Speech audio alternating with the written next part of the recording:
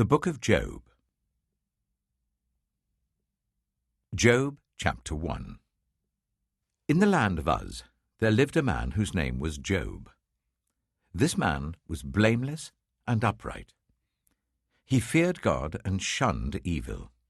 He had 7 sons and 3 daughters, and he owned 7,000 sheep, 3,000 camels, 500 yoke of oxen, and 500 donkeys, and had a large number of servants. He was the greatest man among all the people of the East. His sons used to hold feasts in their homes on their birthdays, and they would invite their 3 sisters to eat and drink with them.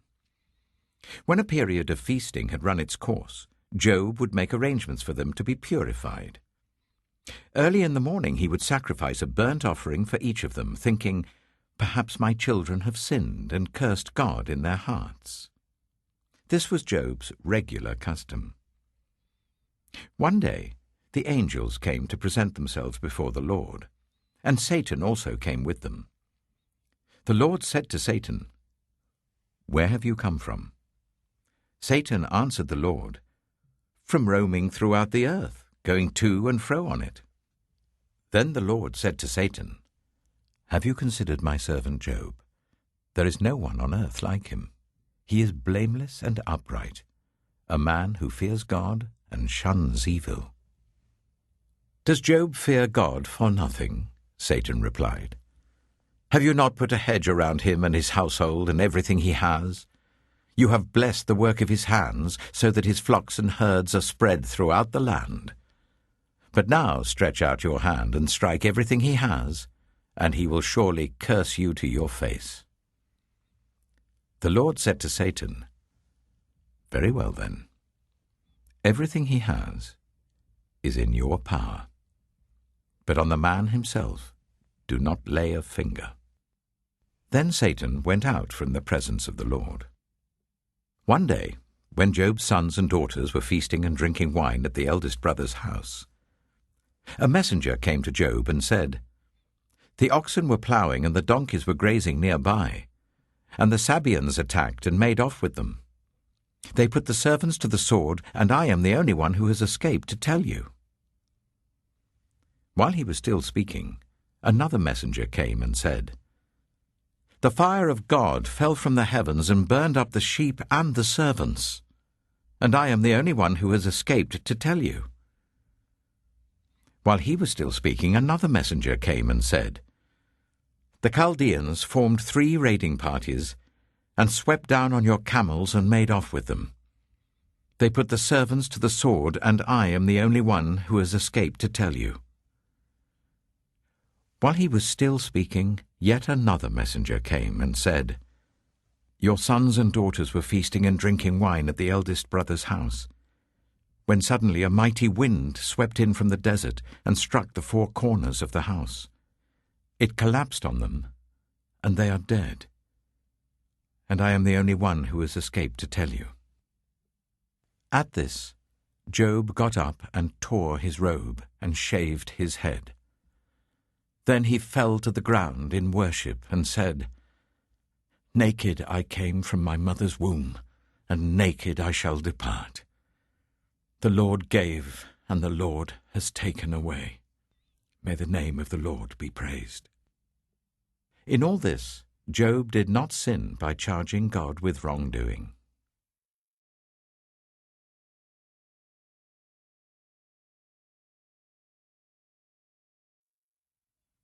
Job Chapter 2. On another day the angels came to present themselves before the Lord, and Satan also came with them to present himself before him. And the Lord said to Satan, "Where have you come from?" Satan answered the Lord, "From roaming throughout the earth, going to and fro on it." Then the Lord said to Satan, "Have you considered my servant Job? There is no one on earth like him. He is blameless and upright, a man who fears God and shuns evil. And he still maintains his integrity, though you incited me against him to ruin him without any reason." "Skin for skin," Satan replied. "A man will give all he has for his own life. But now stretch out your hand and strike his flesh and bones, and he will surely curse you to your face." The Lord said to Satan, "Very well then, he is in your hands, but you must spare his life." So Satan went out from the presence of the Lord and afflicted Job with painful sores from the soles of his feet to the crown of his head. Then Job took a piece of broken pottery and scraped himself with it as he sat among the ashes. His wife said to him, "Are you still maintaining your integrity? Curse God and die." He replied, "You are talking like a foolish woman. Shall we accept good from God and not trouble?" In all this, Job did not sin in what he said. When Job's 3 friends, Eliphaz the Temanite, Bildad the Shuhite, and Zophar the Naamathite, heard about all the troubles that had come upon him, they set out from their homes and met together by agreement to go and sympathize with him and comfort him. When they saw him from a distance, they could hardly recognize him. They began to weep aloud, and they tore their robes and sprinkled dust on their heads. Then they sat on the ground with him for 7 days and 7 nights. No one said a word to him, because they saw how great his suffering was.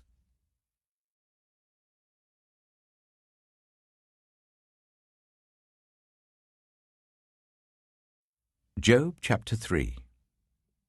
After this, Job opened his mouth and cursed the day of his birth. He said, "May the day of my birth perish, and the night that said a boy is conceived. That day, may it turn to darkness. May God above not care about it. May no light shine on it. May gloom and utter darkness claim it once more. May a cloud settle over it. May blackness overwhelm it. That night, may thick darkness seize it. May it not be included among the days of the year, nor be entered in any of the months. May that night be barren. May no shout of joy be heard in it. May those who curse days curse that day. Those who are ready to rouse Leviathan, may its morning stars become dark. May it wait for daylight in vain and not see the first rays of dawn. For it did not shut the doors of the womb on me, to hide trouble from my eyes. Why did I not perish at birth and die as I came from the womb? Why were there knees to receive me and breasts that I might be nursed? For now I would be lying down in peace. I would be asleep and at rest with kings and rulers of the earth who built for themselves places now lying in ruins, with princes who had gold, who filled their houses with silver. Or why was I not hidden away in the ground, like a stillborn child, like an infant who never saw the light of day? There the wicked cease from turmoil, and there the weary are at rest. Captives also enjoy their ease. They no longer hear the slave drivers shout. The small and the great are there, and the slaves are freed from their owners. Why is light given to those in misery, and life to the bitter of soul, to those who long for death that does not come, who search for it more than for hidden treasure, who are filled with gladness and rejoice when they reach the grave? Why is life given to a man whose way is hidden, whom God has hedged in? For sighing has become my daily food, my groans pour out like water. What I feared has come upon me. What I dreaded has happened to me. I have no peace, no quietness. I have no rest, but only turmoil.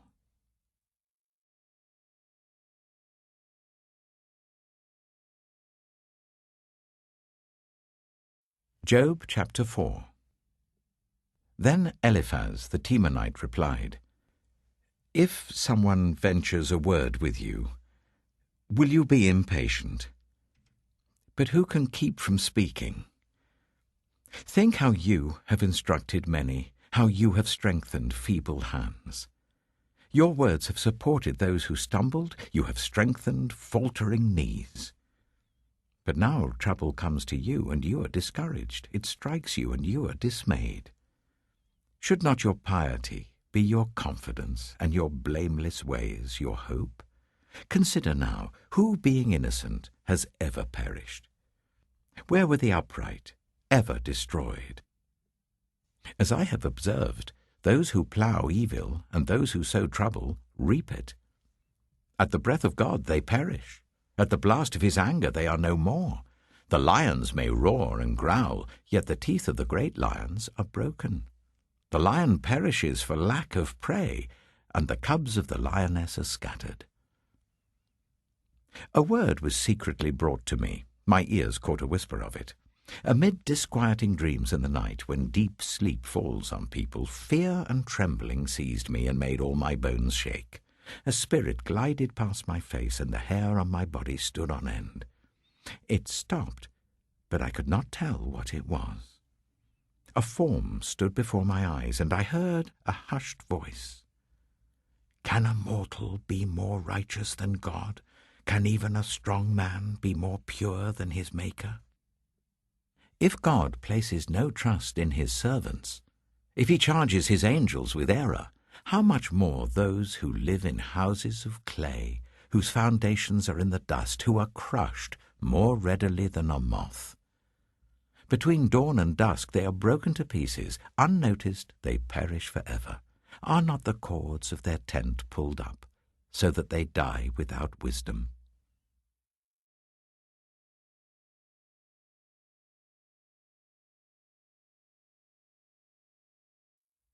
Job chapter 5.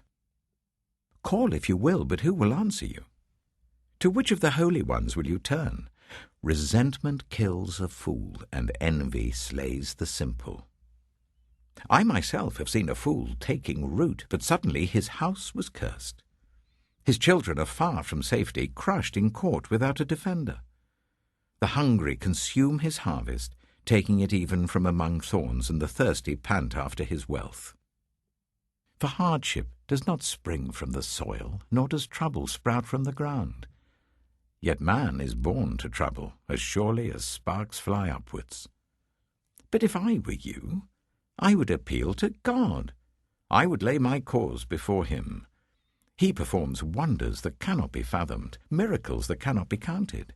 He provides rain for the earth. He sends water on the countryside. The lowly he sets on high, and those who mourn are lifted to safety. He thwarts the plans of the crafty, so that their hands achieve no success. He catches the wise in their craftiness, and the schemes of the wily are swept away. Darkness comes upon them in the daytime. At noon they grope as in the night. He saves the needy from the sword in their mouth. He saves them from the clutches of the powerful. So the poor have hope, and injustice shuts its mouth. Blessed is the one whom God corrects. So do not despise the discipline of the Almighty. For he wounds, but he also binds up. He injures, but his hands also heal. From 6 calamities he will rescue you. In 7 no harm will touch you. In famine he will deliver you from death, and in battle from the stroke of the sword. You will be protected from the lash of the tongue, and need not fear when destruction comes. You will laugh at destruction and famine, and need not fear the wild animals. For you will have a covenant with the stones of the field, and the wild animals will be at peace with you. You will know that your tent is secure. You will take stock of your property and find nothing missing. You will know that your children will be many, and your descendants like the grass of the earth. You will come to the grave in full vigor, like sheaves gathered in season. We have examined this, and it is true. So hear it and apply it to yourself.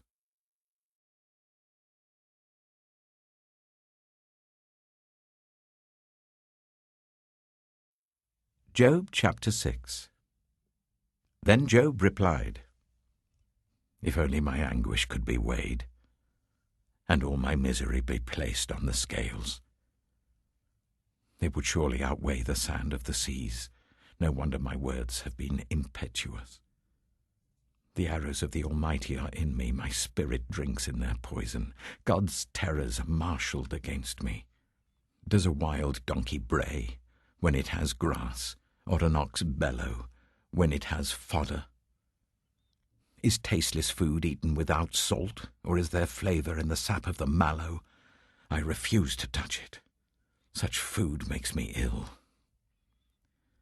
Oh, that I might have my request, that God would grant what I hope for, that God would be willing to crush me, to let loose his hand and cut off my life. Then I would still have this consolation, my joy in unrelenting pain, that I had not denied the words of the Holy One. What strength do I have that I should still hope? What prospects that I should be patient? Do I have the strength of stone? Is my flesh bronze? Do I have any power to help myself now that success has been driven from me? Anyone who withholds kindness from a friend forsakes the fear of the Almighty. But my brothers are as undependable as intermittent streams, as the streams that overflow when darkened by thawing ice and swollen with melting snow, but that stop flowing in the dry season and in the heat vanish from their channels. Caravans turn aside from their routes. They go off into the wasteland and perish. The caravans of Tema look for water. The travelling merchants of Sheba look in hope. They are distressed because they had been confident. They arrive there only to be disappointed. Now you, too, have proved to be of no help. You see something dreadful and are afraid.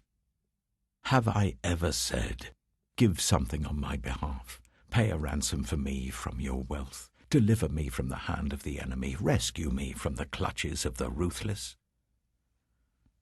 Teach me, and I will be quiet. Show me where I have been wrong.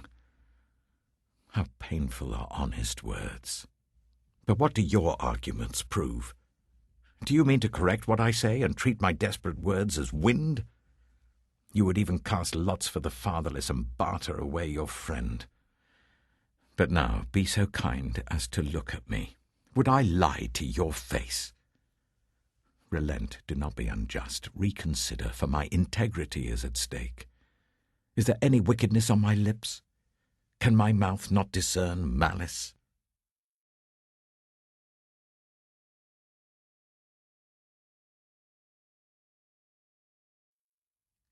Job chapter 7. Do not mortals have hard service on earth?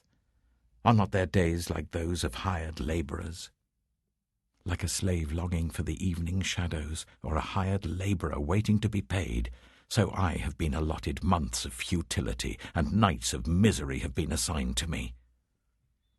When I lie down, I think, how long before I get up? The night drags on, and I toss and turn until dawn. My body is clothed with worms and scabs. My skin is broken and festering. My days are swifter than a weaver's shuttle, and they come to an end without hope. Remember, O God, that my life is but a breath.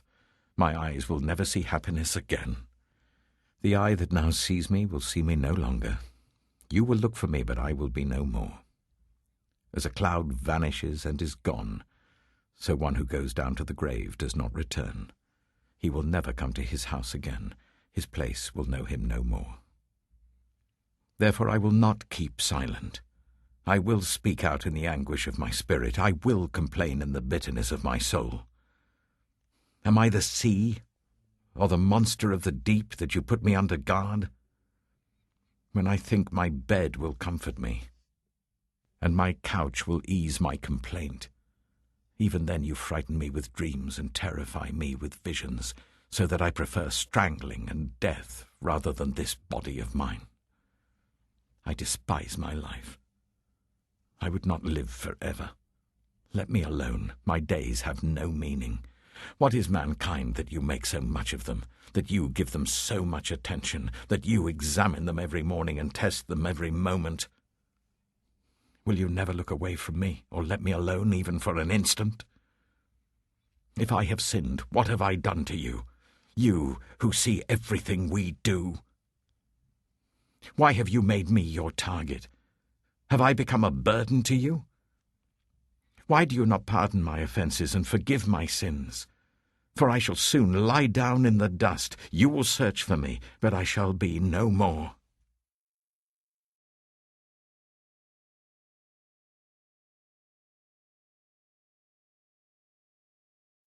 Job chapter 8. Then Bildad the Shuhite replied, How long will you say such things? Your words are a blustering wind.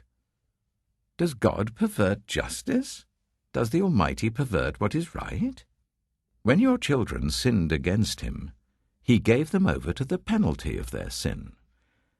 But if you will seek God earnestly and plead with the Almighty, if you are pure and upright even now, he will rouse himself on your behalf and restore you to your prosperous state. Your beginnings will seem humble, so prosperous will your future be.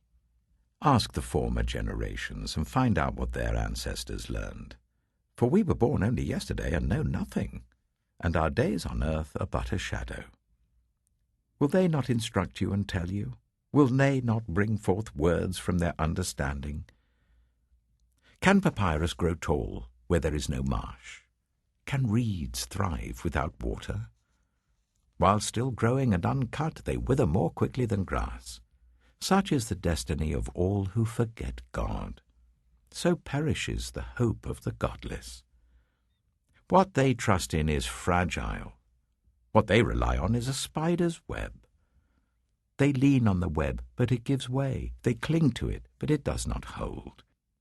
They are like a well-watered plant in the sunshine, spreading its shoots over the garden. It entwines its roots round a pile of rocks and looks for a place among the stones. But when it is torn from its spot, that place disowns it and says, I never saw you. Surely its life withers away, and from the soil other plants grow. Surely God does not reject one who is blameless, or strengthen the hands of evildoers. He will yet fill your mouth with laughter and your lips with shouts of joy. Your enemies will be clothed in shame, and the tents of the wicked will be no more.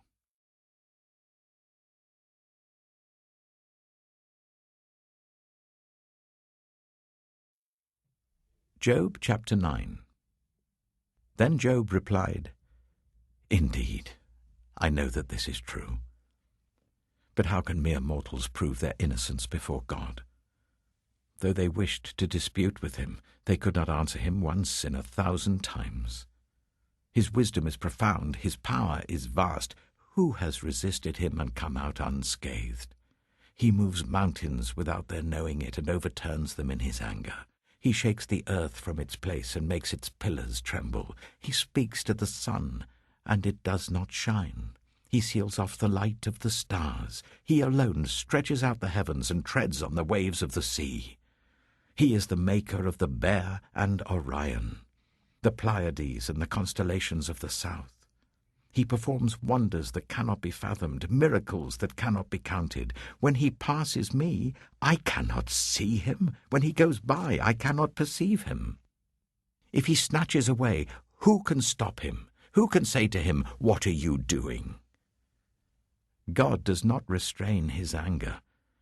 Even the cohorts of Rahab cowered at his feet. How then can I dispute with him? How can I find words to argue with him? Though I were innocent, I could not answer him. I could only plead with my judge for mercy. Even if I summoned him and he responded, I do not believe he would give me a hearing. He would crush me with a storm and multiply my wounds for no reason.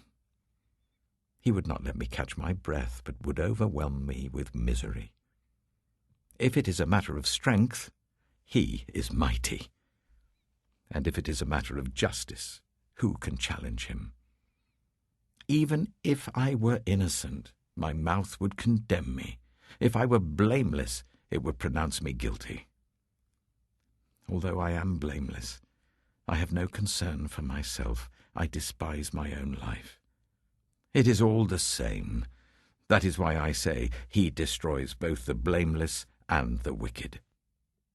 When a scourge brings sudden death, he mocks the despair of the innocent. When a land falls into the hands of the wicked, he blindfolds its judges. If it is not he, then who is it? My days are swifter than a runner. They fly away without a glimpse of joy. They skim past like boats of papyrus, like eagles swooping down on their prey. If I say, I will forget my complaint, I will change my expression and smile, I still dread all my sufferings, for I know you will not hold me innocent. Since I am already found guilty, why should I struggle in vain? Even if I washed myself with soap and my hands with cleansing powder, you would plunge me into a slime pit so that even my clothes would detest me. He is not a mere mortal like me, that I might answer him, that we might confront each other in court.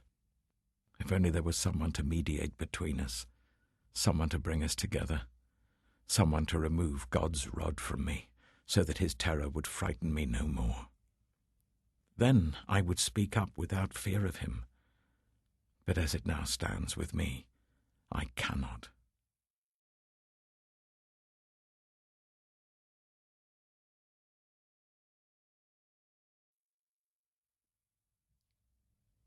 Job chapter 10. I loathe my very life. Therefore I will give free rein to my complaint and speak out in the bitterness of my soul. I say to God, do not declare me guilty, but tell me what charges you have against me.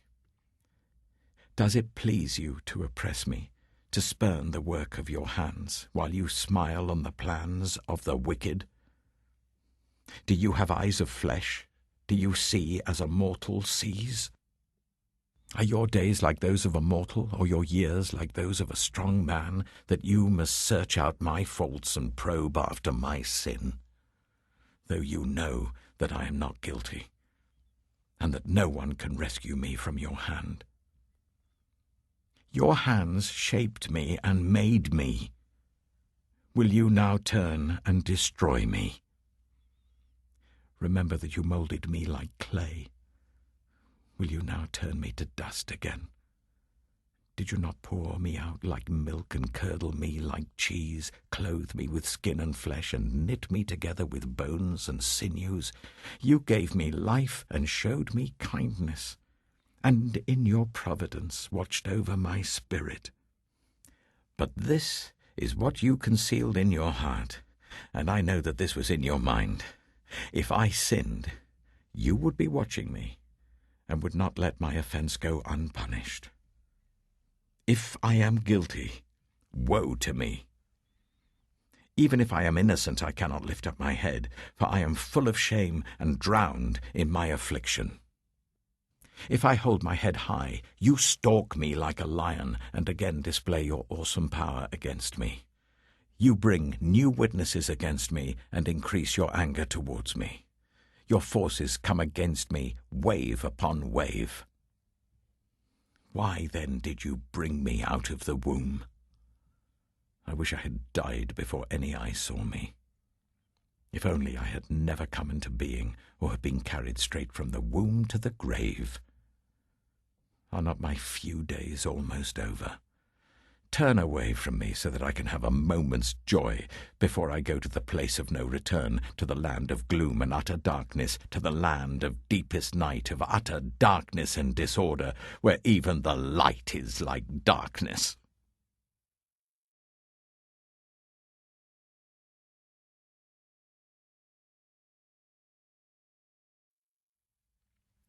Job chapter 11. Then Zophar the Naamathite replied, Are all these words to go unanswered? Is this talker to be vindicated? Will your idle talk reduce others to silence? Will no one rebuke you when you mock? You say to God, My beliefs are flawless, and I am pure in your sight. Oh, how I wish that God would speak, that he would open his lips against you, and disclose to you the secrets of wisdom, for true wisdom has two sides. Know this, God has even forgotten some of your sin. Can you fathom the mysteries of God? Can you probe the limits of the Almighty? They are higher than the heavens above. What can you do? They are deeper than the depths below. What can you know? Their measure is longer than the earth and wider than the sea. If he comes along and confines you in prison and convenes a court, who can oppose him? Surely he recognizes deceivers, and when he sees evil, does he not take note? But the witless can no more become wise than a wild donkey's colt can be born human. Yet, if you devote your heart to him, and stretch out your hands to him, if you put away the sin that is in your hand and allow no evil to dwell in your tent, then, free of fault, you will lift up your face. You will stand firm and without fear. You will surely forget your trouble, recalling it only as waters gone by. Life will be brighter than noonday, and darkness will become like morning. You will be secure because there is hope. You will look about you and take your rest in safety. You will lie down with no one to make you afraid, and many will court your favor. But the eyes of the wicked will fail, and escape will elude them. Their hope will become a dying gasp.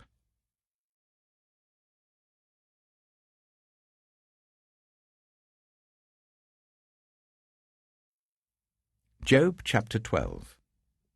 Then Job replied, "Doubtless you are the only people who matter, and wisdom will die with you.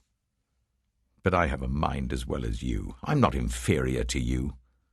Who does not know all these things? I have become a laughingstock to my friends, though I called on God, and he answered, a mere laughingstock, though righteous and blameless. Those who are at ease have contempt for misfortune, as the fate of those whose feet are slipping.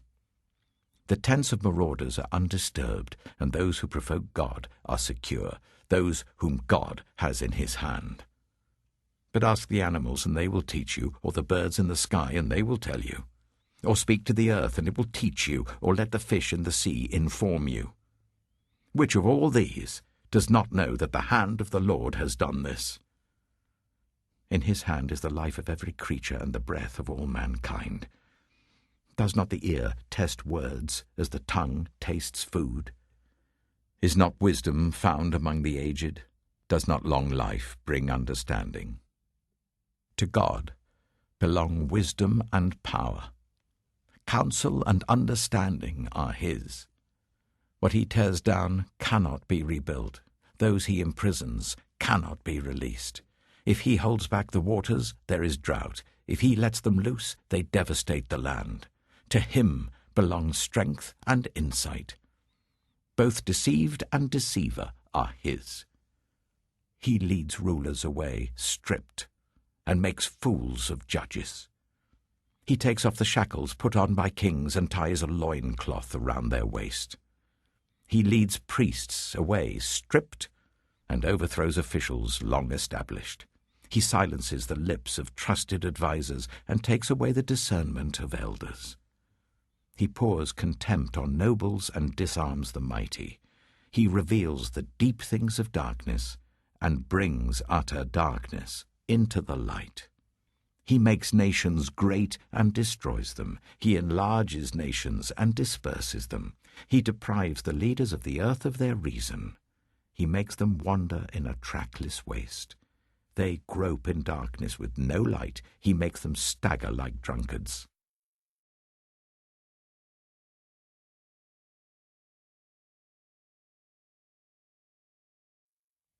Job chapter 13. My eyes have seen all this. My ears have heard and understood it. What you know, I also know. I'm not inferior to you. But I desire to speak to the Almighty and to argue my case with God.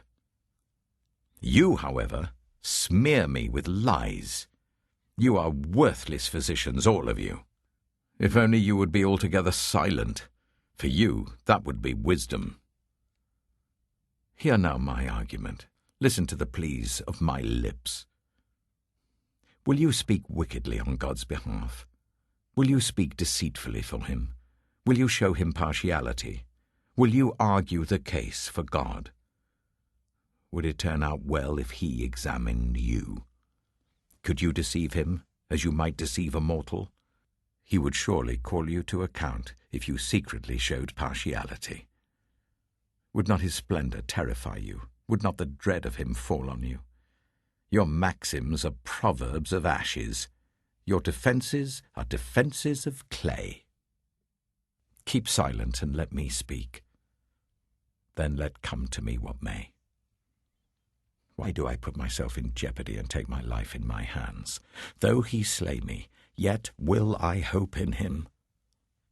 I will surely defend my ways to his face.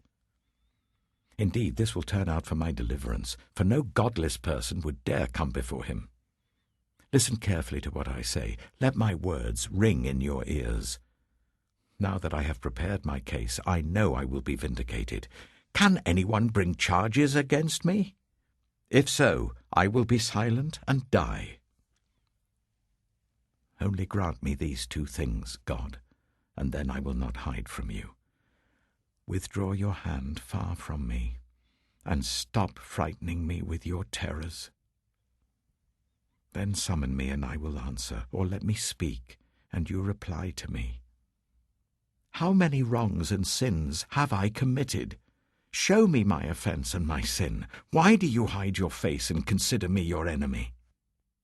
Will you torment a wind-blown leaf? Will you chase after dried chaff? For you write down bitter things against me and make me reap the sins of my youth. You fasten my feet in shackles. You keep close watch on all my paths by putting marks on the soles of my feet. So man wastes away like something rotten, like a garment eaten by moths.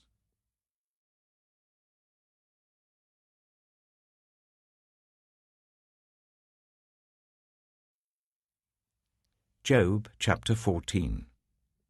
Mortals, born of woman, are of few days and full of trouble.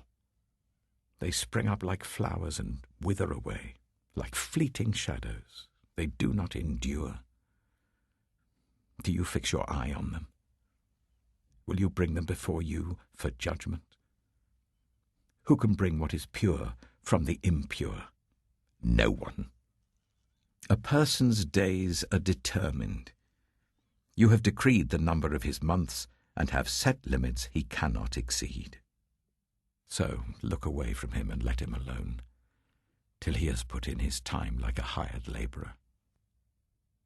At least there is hope for a tree. If it is cut down, it will sprout again, and its new shoots will not fail. Its roots may grow old in the ground, and its stump die in the soil, yet at the scent of water it will bud and put forth shoots like a plant. But a man dies and is laid low. He breathes his last and is no more. As the water of a lake dries up, or a riverbed becomes parched and dry, so he lies down and does not rise. Till the heavens are no more, people will not awake or be roused from their sleep. If only you would hide me in the grave, and conceal me till your anger has passed. If only you would set me a time and then remember me. If someone dies, will they live again? All the days of my hard service I will wait for my renewal to come. You will call, and I will answer you.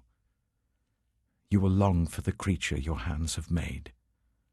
Surely then you will count my steps, but not keep track of my sin. My offenses will be sealed up in a bag. You will cover over my sin. But as a mountain erodes and crumbles, and as a rock is moved from its place, as water wears away stones and torrents wash away the soil, so you destroy a person's hope. You overpower them once for all, and they are gone. You change their countenance and send them away. If their children are honored, they do not know it. If their children are brought low, they do not see it. They feel but the pain of their own bodies and mourn only for themselves.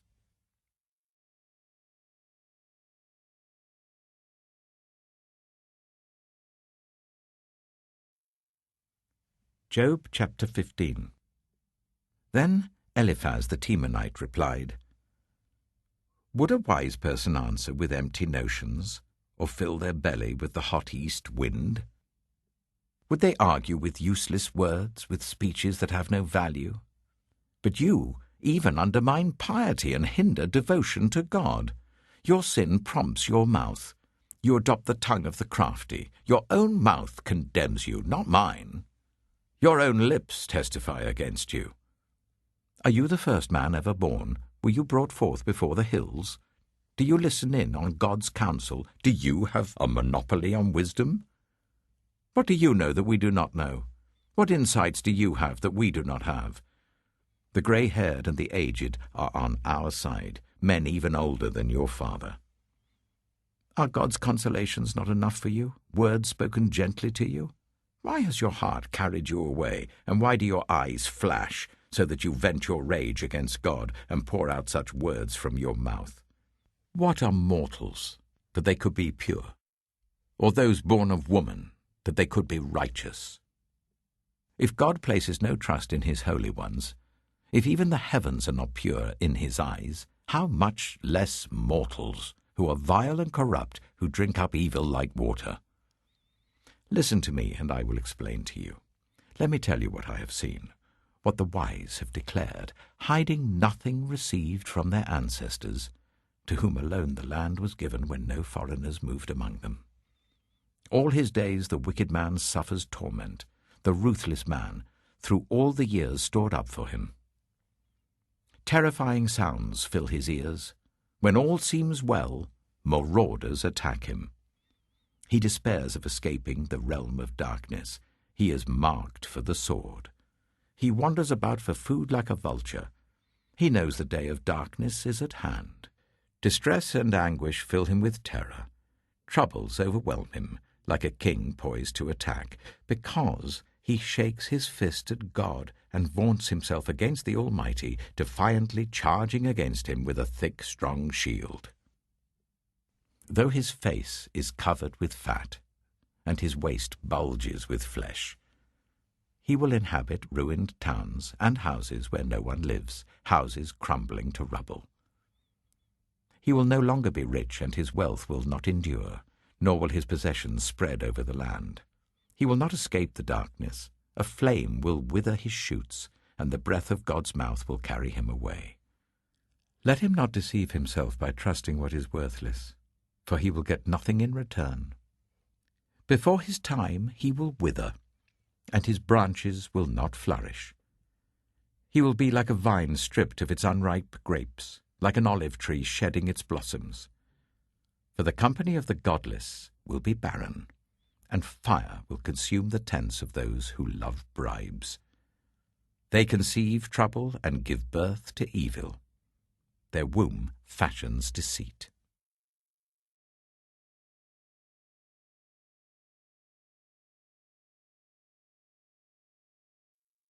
Job chapter 16. Then Job replied, I have heard many things like these. You're miserable comforters, all of you. Will your long-winded speeches never end? What ails you that you keep on arguing? I also could speak like you if you were in my place. I could make fine speeches against you and shake my head at you. But my mouth would encourage you. Comfort from my lips would bring you relief. Yet if I speak, my pain is not relieved, and if I refrain, it does not go away. Surely, God, you have worn me out. You have devastated my entire household. You have shriveled me up, and it has become a witness. My gauntness rises up and testifies against me. God assails me and tears me in his anger and gnashes his teeth at me. My opponent fastens on me his piercing eyes. People open their mouths to jeer at me. They strike my cheek in scorn and unite together against me. God has turned me over to the ungodly and thrown me into the clutches of the wicked. All was well with me, but he shattered me. He seized me by the neck and crushed me. He has made me his target. His archers surround me. Without pity, he pierces my kidneys and spills my gall on the ground. Again and again he bursts upon me. He rushes at me like a warrior. I have sewed sackcloth over my skin and buried my brow in the dust. My face is red with weeping. Dark shadows ring my eyes. Yet my hands have been free of violence, and my prayer is pure. Earth, do not cover my blood. May my cry never be laid to rest. Even now my witness is in heaven. My advocate is on high. My intercessor is my friend, as my eyes pour out tears to God. On behalf of a man, he pleads with God as one pleads for a friend. Only a few years will pass before I take the path of no return.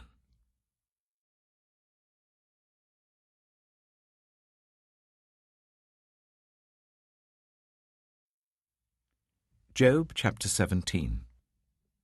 My spirit is broken, my days are cut short, the grave awaits me.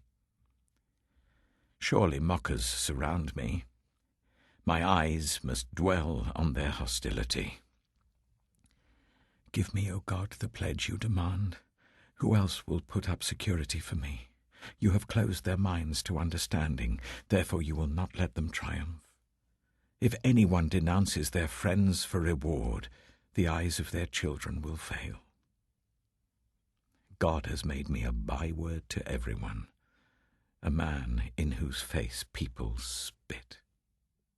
My eyes have grown dim with grief. My whole frame is but a shadow.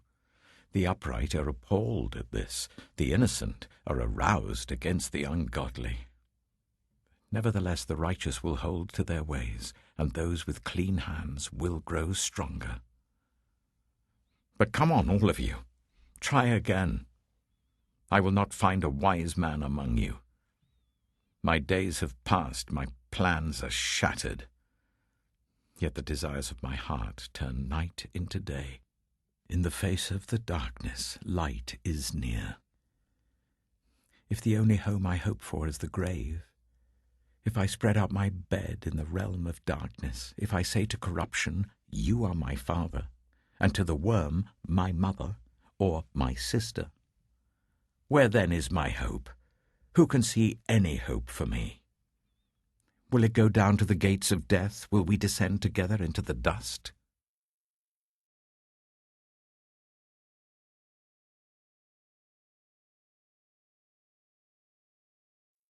Job chapter 18. Then Bildad the Shuhite replied, When will you end these speeches? Be sensible, and then we can talk. Why are we regarded as cattle and considered stupid in your sight? You, who tear yourself to pieces in your anger. Is the earth to be abandoned for your sake, or must the rocks be moved from their place?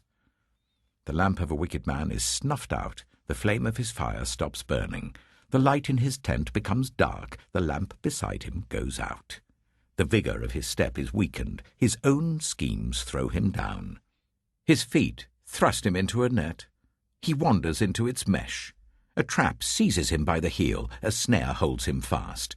A noose is hidden for him on the ground, a trap lies in his path. Terrors startle him on every side and dog his every step. Calamity is hungry for him. Disaster is ready for him when he falls. It eats away parts of his skin. Death's firstborn devours his limbs. He is torn from the security of his tent and marched off to the king of terrors. Fire resides in his tent. Burning sulphur is scattered over his dwelling. His roots dry up below, and his branches wither above. The memory of him perishes from the earth. He has no name in the land. He is driven from light into the realm of darkness and is banished from the world. He has no offspring or descendants among his people, no survivor where once he lived. People of the West are appalled at his fate. Those of the East are seized with horror. Surely such is the dwelling of an evil man. Such is the place of one who does not know God.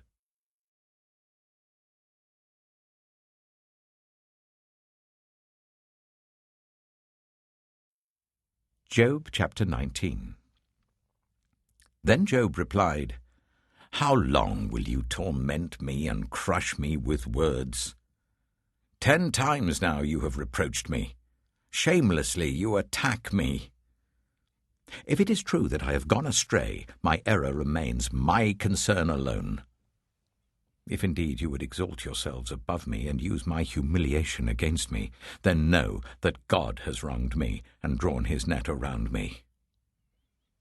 Though I cry, 'Violence,' I get no response. Though I call for help, there is no justice. He has blocked my way so that I cannot pass. He has shrouded my paths in darkness. He has stripped me of my honor and removed the crown from my head. He tears me down on every side till I am gone. He uproots my hope like a tree. His anger burns against me. He counts me among his enemies. His troops advance in force. They build a siege ramp against me and encamp around my tent. He has alienated my family from me. My acquaintances are completely estranged from me. My relatives have gone away. My closest friends have forgotten me. My guests and my female servants count me a foreigner. They look upon me as a stranger. I summon my servant, but he does not answer, though I beg him with my own mouth. My breath is offensive to my wife. I'm loathsome to my own family. Even the little boys scorn me. When I appear, they ridicule me. All my intimate friends detest me. Those I love have turned against me. I am nothing but skin and bones. I have escaped only by the skin of my teeth. Have pity on me, my friends. Have pity, for the hand of God has struck me. Why do you pursue me as God does? Will you never get enough of my flesh? Oh, that my words were recorded, that they were written on a scroll, that they were inscribed with an iron tool on lead or engraved in rock forever. I know that my Redeemer lives, and that in the end he will stand on the earth. And after my skin has been destroyed, yet in my flesh I will see God. I myself will see him with my own eyes, I and not another. How my heart yearns within me. If you say, 'How we will hound him, since the root of the trouble lies in him,' you should fear the sword yourselves. For wrath will bring punishment by the sword, and then you will know that there is judgment.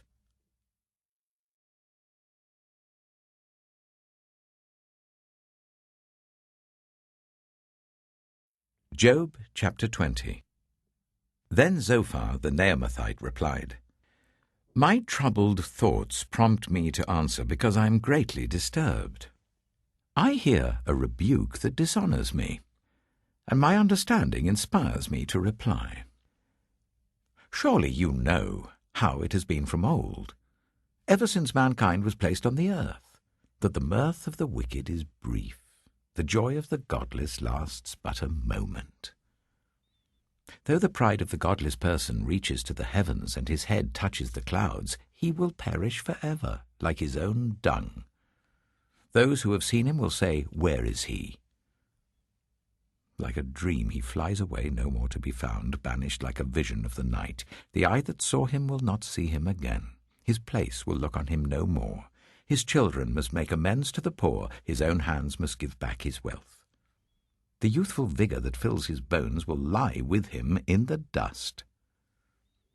Though evil is sweet in his mouth and he hides it under his tongue, though he cannot bear to let it go and lets it linger in his mouth, yet his food will turn sour in his stomach. It will become the venom of serpents within him. He will spit out the riches he swallowed. God will make his stomach vomit them up. He will suck the poison of serpents. The fangs of an adder will kill him. He will not enjoy the streams, the rivers flowing with honey and cream. What he toiled for, he must give back uneaten. He will not enjoy the profit from his trading. For he has oppressed the poor and left them destitute. He has seized houses he did not build. Surely he will have no respite from his craving. He cannot save himself by his treasure. Nothing is left for him to devour. His prosperity will not endure. In the midst of his plenty, distress will overtake him. The full force of misery will come upon him. When he has filled his belly, God will vent his burning anger against him and rain down his blows on him. Though he flees from an iron weapon, a bronze-tipped arrow pierces him. He pulls it out of his back, the gleaming point out of his liver. Terrors will come over him. Total darkness lies in wait for his treasures. A fire unfanned will consume him and devour what is left in his tent. The heavens will expose his guilt. The earth will rise up against him. A flood will carry off his house, rushing waters on the day of God's wrath. Such is the fate God allots the wicked, the heritage appointed for them by God.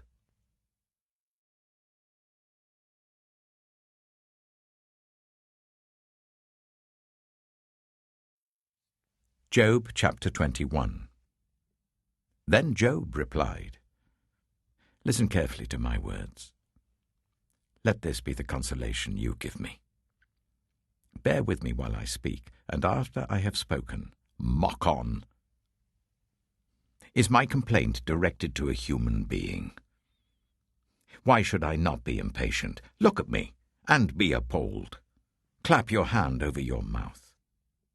When I think about this, I'm terrified. Trembling seizes my body. Why do the wicked live on, growing old and increasing in power? They see their children established around them, their offspring before their eyes. Their homes are safe and free from fear. The rod of God is not on them. Their bulls never fail to breed. Their cows calve and do not miscarry. They send forth their children as a flock. Their little ones dance about. They sing to the music of tambourine and lyre. They make merry to the sound of the pipe. They spend their years in prosperity and go down to the grave in peace. Yet they say to God, 'Leave us alone. We have no desire to know your ways. Who is the Almighty that we should serve him? What would we gain by praying to him?'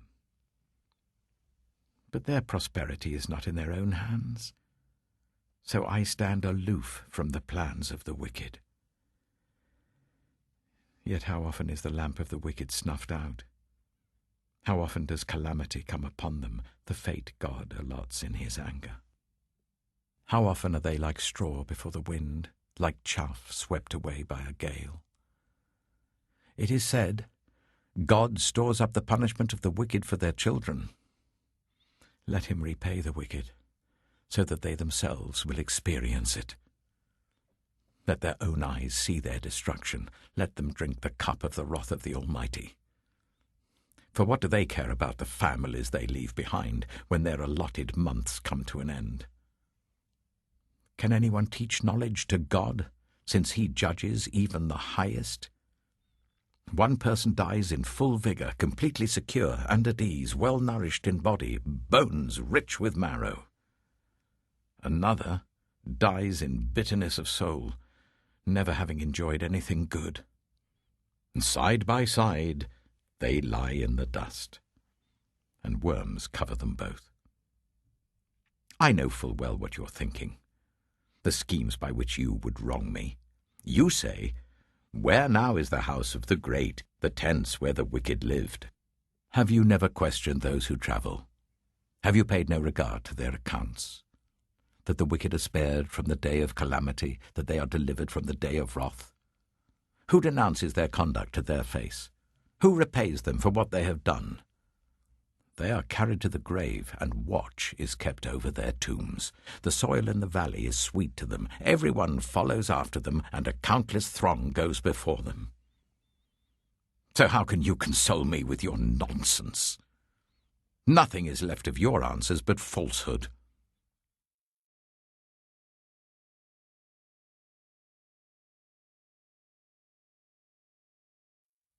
Job chapter 22.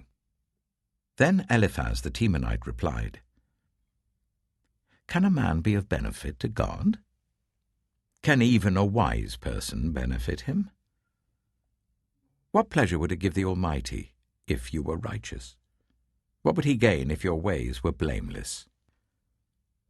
Is it for your piety that he rebukes you and brings charges against you? Is not your wickedness great? Are not your sins endless? You demanded security from your relatives for no reason. You stripped people of their clothing, leaving them naked.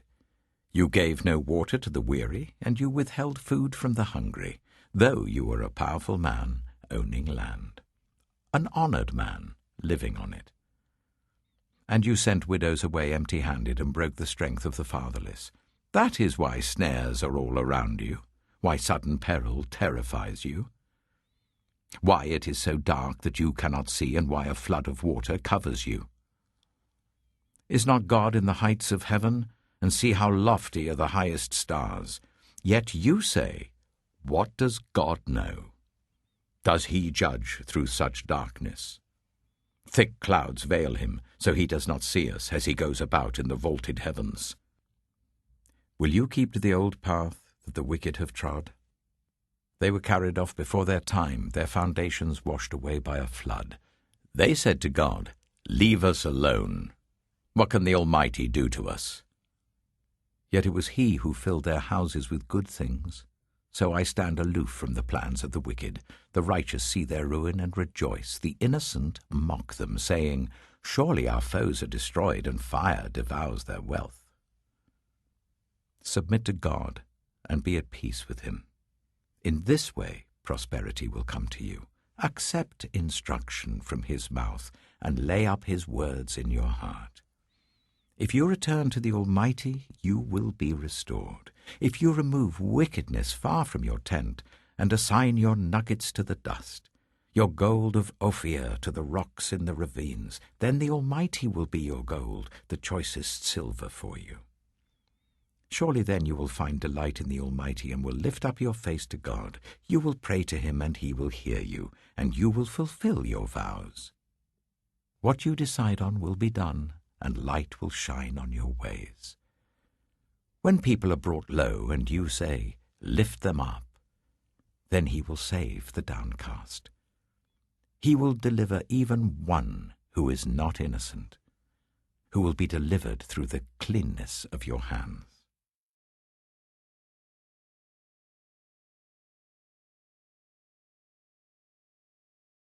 Job chapter 23. Then Job replied, Even today my complaint is bitter. His hand is heavy in spite of my groaning. If only I knew where to find him, if only I could go to his dwelling, I would state my case before him and fill my mouth with arguments.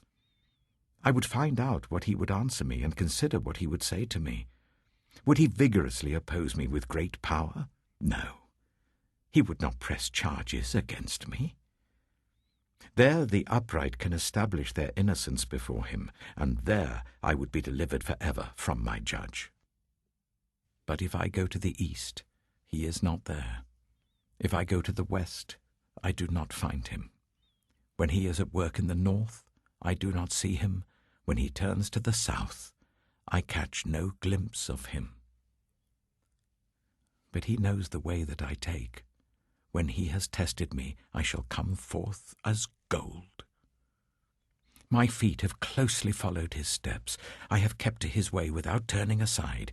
I have not departed from the commands of his lips. I have treasured the words of his mouth more than my daily bread. But he stands alone, and who can oppose him? He does whatever he pleases. He carries out his decree against me, and many such plans he still has in store. That is why I am terrified before him. When I think of all this, I fear him. God has made my heart faint. The Almighty has terrified me. Yet I am not silenced by the darkness, by the thick darkness that covers my face.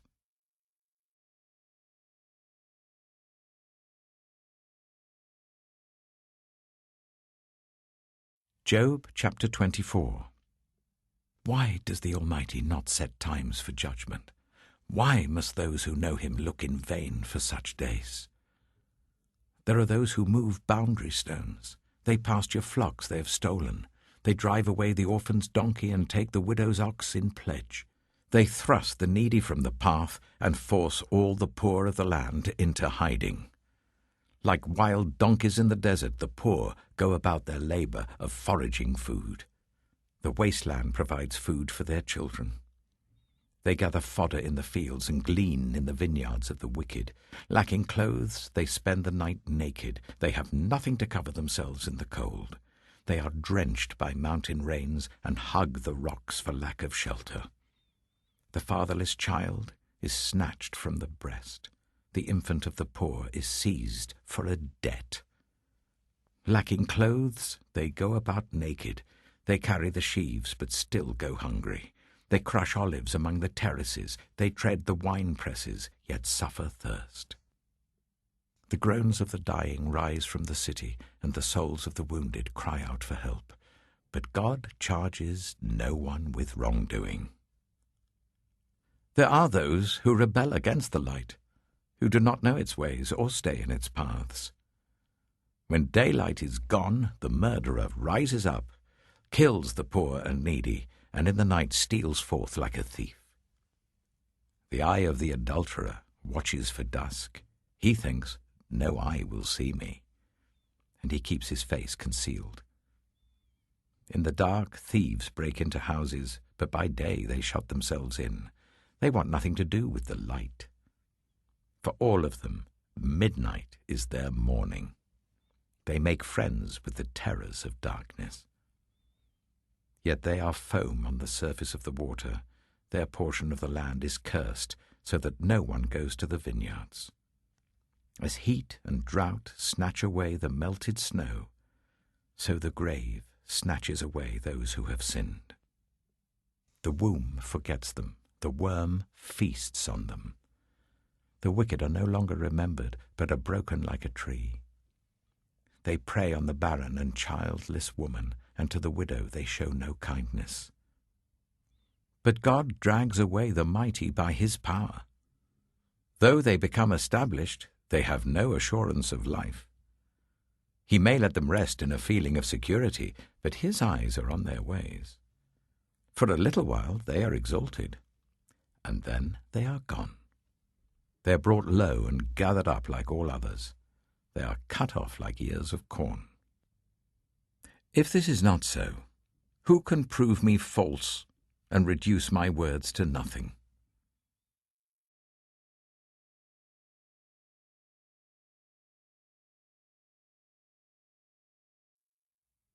Job chapter 25. Then Bildad the Shuhite replied, Dominion and awe belong to God. He establishes order in the heights of heaven. Can his forces be numbered? On whom does his light not rise? How then can a mortal be righteous before God? How can one born of woman be pure?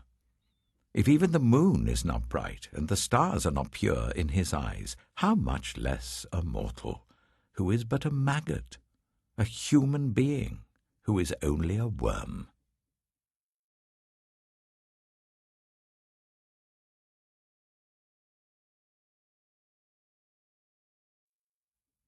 Job chapter 26. Then Job replied, How you have helped the powerless! How you have saved the arm that is feeble! What advice you have offered to one without wisdom! And what great insight you have displayed! Who has helped you utter these words, and whose spirit spoke from your mouth? The dead are in deep anguish, those beneath the waters and all that live in them. The realm of the dead is naked before God. Destruction lies uncovered. He spreads out the northern skies over empty space. He suspends the earth over nothing. He wraps up the waters in his clouds, yet the clouds do not burst under their weight. He covers the face of the full moon, spreading his clouds over it. He marks out the horizon on the face of the waters for a boundary between light and darkness. The pillars of the heavens quake, aghast at his rebuke. By his power he churned up the sea. By his wisdom he cut Rahab to pieces. By his breath the skies became fair. His hand pierced the gliding serpent. And these are but the outer fringe of his works. How faint the whisper we hear of him. Who then can understand the thunder of his power?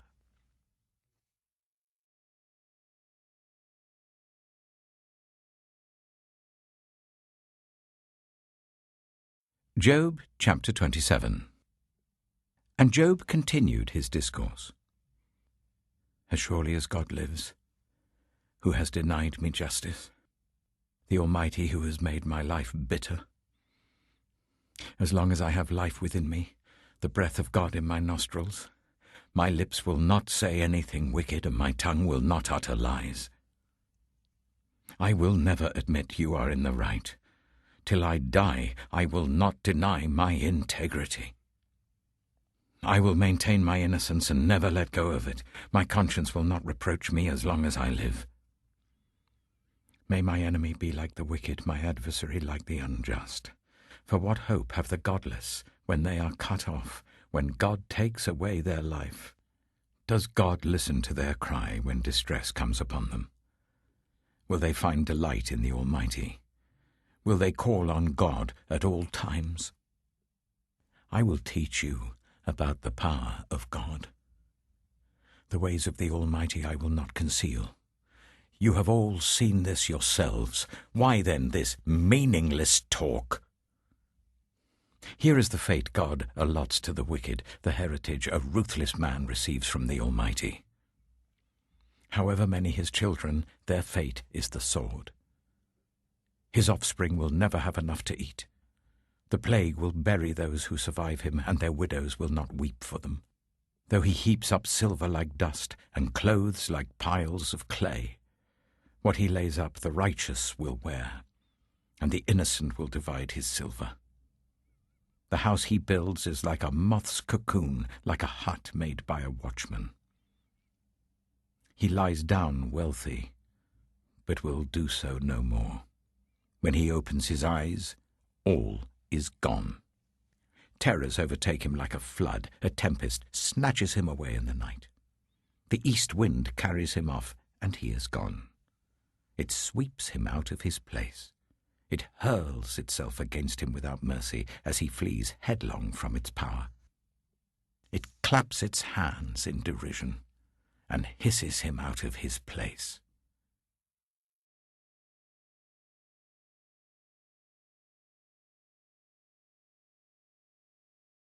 Job chapter 28.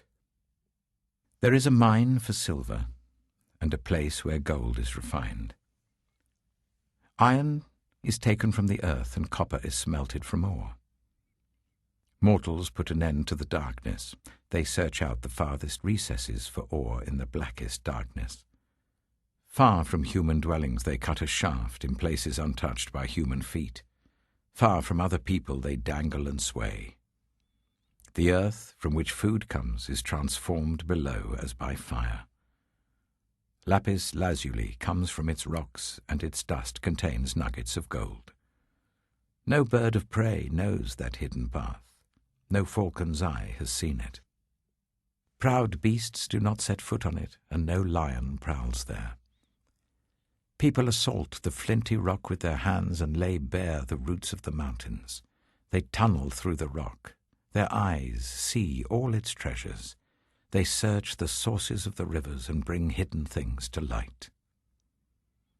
But where can wisdom be found? Where does understanding dwell? No mortal comprehends its worth. It cannot be found in the land of the living. The deep says, "It is not in me." The sea says, "It is not with me." It cannot be bought with the finest gold, nor can its price be weighed out in silver. It cannot be bought with the gold of Ophir, with precious onyx or lapis lazuli. Neither gold nor crystal can compare with it, nor can it be had for jewels of gold. Coral and jasper are not worthy of mention. The price of wisdom is beyond rubies. The topaz of Cush cannot compare with it. It cannot be bought with pure gold. Where then does wisdom come from? Where does understanding dwell? It is hidden from the eyes of every living thing, concealed even from the birds in the sky.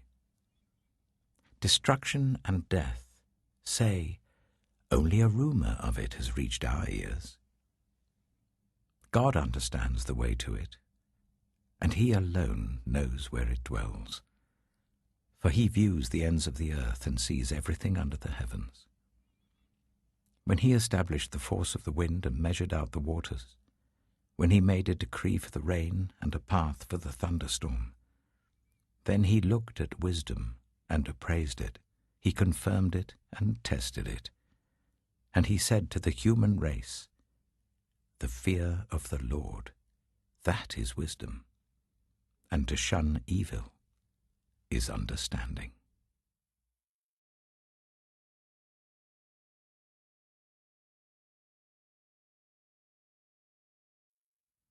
Job chapter 29.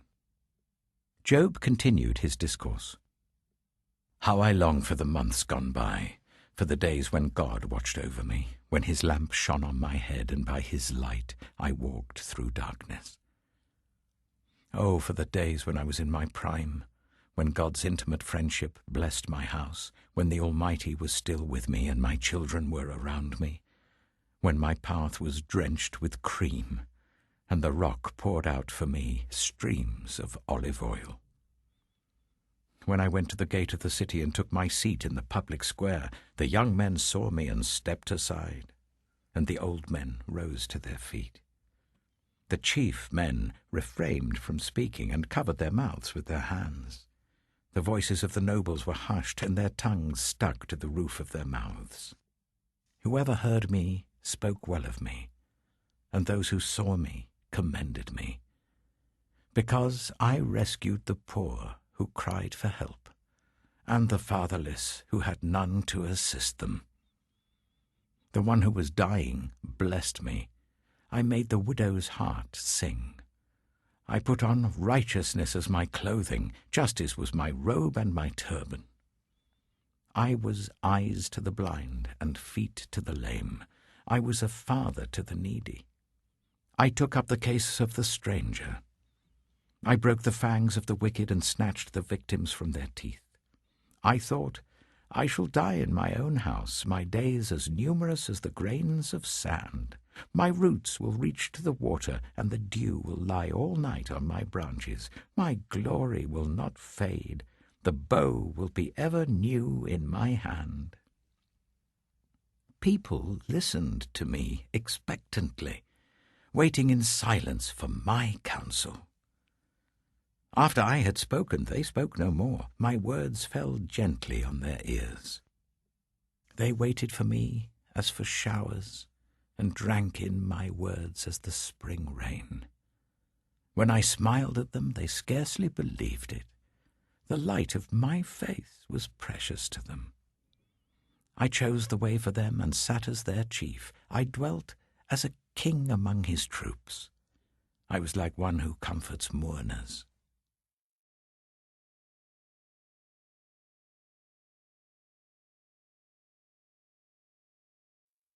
Job chapter 30.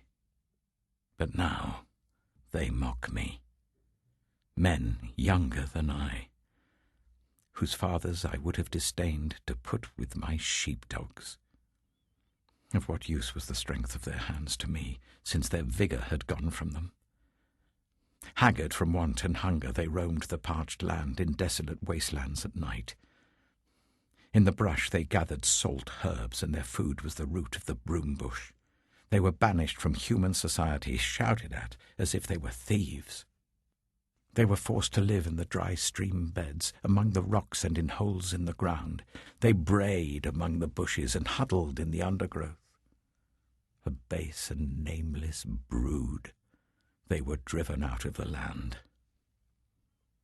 And now those young men mock me in song. I have become a byword among them. They detest me and keep their distance. They do not hesitate to spit in my face. Now that God has unstrung my bow and afflicted me, they throw off restraint in my presence. On my right the tribe attacks. They lay snares for my feet. They build their siege ramps against me. They break up my road. They succeed in destroying me. No one can help him, they say. They advance as through a gaping breach. Amid the ruins they come rolling in. Terrors overwhelm me. My dignity is driven away as by the wind. My safety vanishes like a cloud. And now my life ebbs away. Days of suffering grip me. Night pierces my bones. My gnawing pains never rest.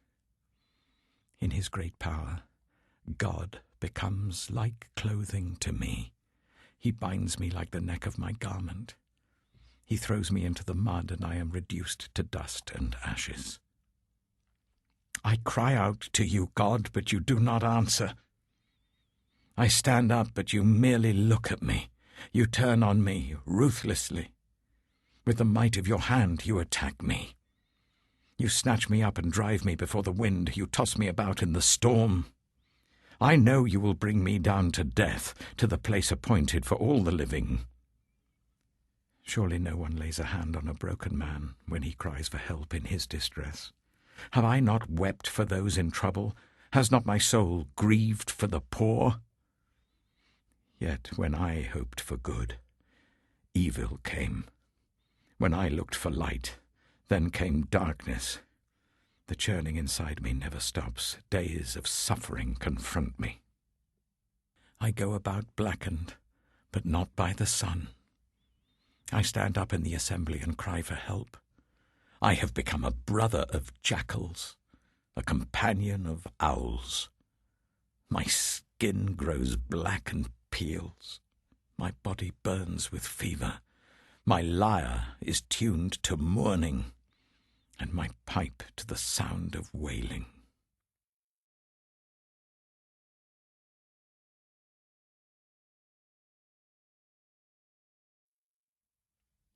Job chapter 31. I made a covenant with my eyes, not to look lustfully at a young woman. For what is our lot from God above, our heritage from the Almighty on high? Is it not ruin for the wicked? Disaster for those who do wrong? Does he not see my ways and count my every step? If I have walked with falsehood, or my foot has hurried after deceit, let God weigh me in honest scales, and he will know that I am blameless. If my steps have turned from the path, if my heart has been led by my eyes, or if my hands have been defiled, then may others eat what I have sown, and may my crops be uprooted. If my heart has been enticed by a woman, or if I have lurked at my neighbor's door, then may my wife grind another man's grain, and may other men sleep with her. For that would have been wicked, a sin to be judged. It is a fire that burns to destruction. It would have uprooted my harvest. If I have denied justice to any of my servants, whether male or female, when they had a grievance against me, what will I do when God confronts me? What will I answer when called to account? Did not he who made me in the womb make them? Did not the same one form us both within our mothers? If I have denied the desires of the poor, or let the eyes of the widow grow weary, if I have kept my bread to myself, not sharing it with the fatherless, but from my youth I reared them as a father would, and from my birth I guided the widow, if I have seen anyone perishing for lack of clothing, or the needy without garments, and their hearts did not bless me for warming them with the fleece from my sheep, if I have raised my hand against the fatherless, knowing that I had influence in court, then let my arm fall from the shoulder, let it be broken off at the joint. For I dreaded destruction from God, and for fear of his splendor I could not do such things. If I have put my trust in gold, or said to pure gold, you are my security, If I have rejoiced over my great wealth, the fortune my hands had gained, if I have regarded the sun in its radiance, or the moon moving in splendor, so that my heart was secretly enticed and my hand offered them a kiss of homage, then these also would be sins to be judged, for I would have been unfaithful to God on high. If I have rejoiced at my enemy's misfortune, or gloated over the trouble that came to him, I have not allowed my mouth to sin by invoking a curse against their life. If those of my household have never said, "Who has not been filled with Job's meat?" But no stranger had to spend the night in the street, for my door was always open to the traveller. If I have concealed my sin, as people do, by hiding my guilt in my heart, because I so feared the crowd and so dreaded the contempt of the clans, that I kept silent and would not go outside. Oh, that I had someone to hear me! I sign now my defence. Let the Almighty answer me. Let my accuser put his indictment in writing. Surely I would wear it on my shoulder. I would put it on like a crown. I would give him an account of my every step. I would present it to him as to a ruler. If my land cries out against me, and all its furrows are wet with tears, if I have devoured its yield without payment, or broken the spirit of its tenants, then let briars come up instead of wheat, and stinkweed instead of barley. The words of Job are ended.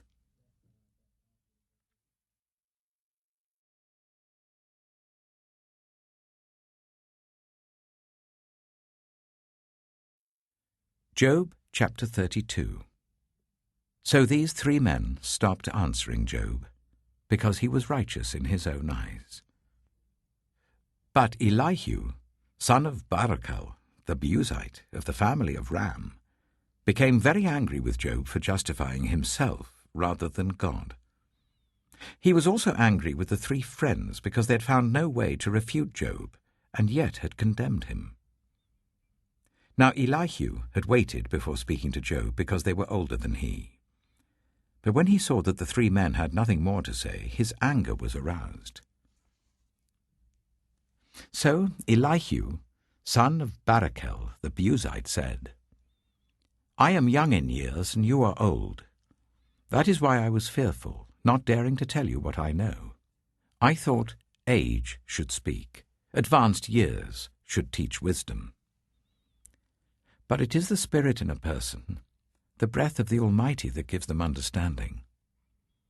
It is not only the old who are wise, not only the aged who understand what is right.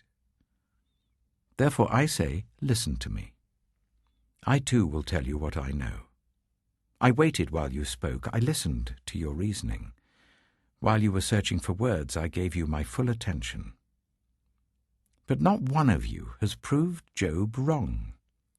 None of you has answered his arguments. Do not say, 'We have found wisdom.' Let God, not a man, refute him. But Job has not marshalled his words against me, and I will not answer him with your arguments. They are dismayed and have no more to say. Words have failed them. Must I wait, now that they are silent, now that they stand there with no reply? I too will have my say. I too will tell what I know. For I am full of words, and the spirit within me compels me. Inside I'm like bottled-up wine, like new wineskins ready to burst. I must speak and find relief. I must open my lips and reply. I will show no partiality, nor will I flatter anyone. For if I were skilled in flattery, my Maker would soon take me away.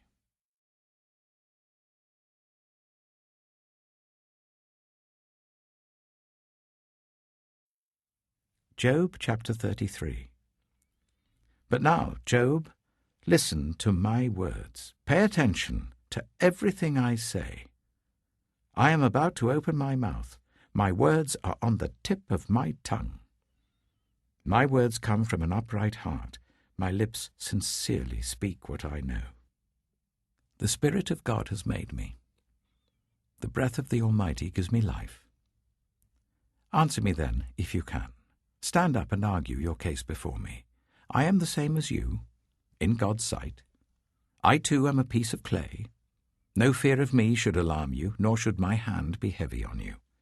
But you have said in my hearing, I heard the very words, I am pure, I have done no wrong, I am clean and free from sin, yet God has found fault with me, he considers me his enemy, he fastens my feet in shackles, he keeps close watch on all my paths. But I tell you, in this you are not right. For God is greater than any mortal.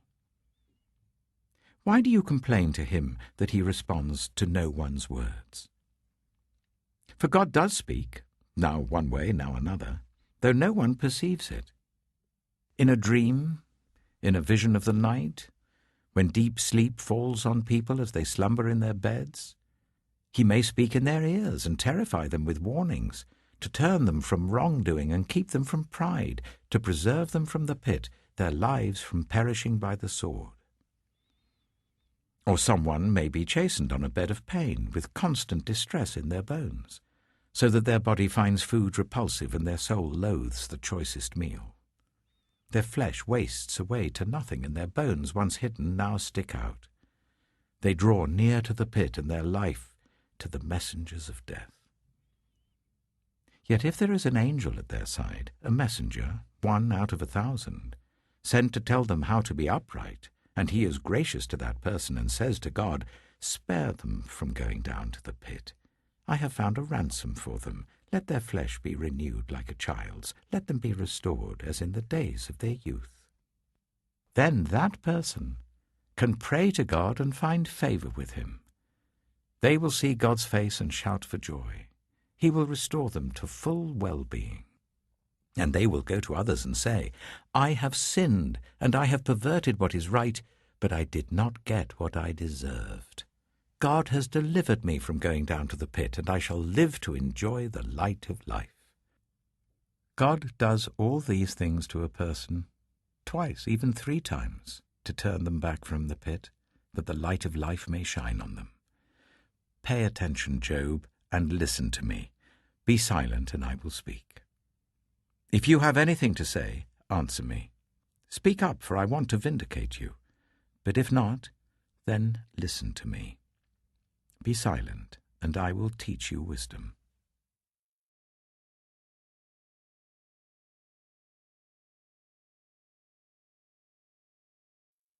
Job chapter 34. Then Elihu said, Hear my words, you wise men. Listen to me, you men of learning. For the ear tests words as the tongue tastes food. Let us discern for ourselves what is right. Let us learn together what is good. Job says, I am innocent, but God denies me justice. Although I am right, I am considered a liar. Although I am guiltless, his arrow inflicts an incurable wound. Is there anyone like Job, who drinks scorn like water? He keeps company with evildoers, he associates with the wicked, for he says, there is no profit in trying to please God. So listen to me, you men of understanding. Far be it from God to do evil, from the Almighty to do wrong. He repays everyone for what they have done. He brings on them what their conduct deserves. It is unthinkable that God would do wrong, that the Almighty would pervert justice. Who appointed him over the earth? Who put him in charge of the whole world? If it were his intention, and he withdrew his spirit and breath, all humanity would perish together, and mankind would return to the dust. If you have understanding, hear this. Listen to what I say. Can someone who hates justice govern? Will you condemn the just and mighty one?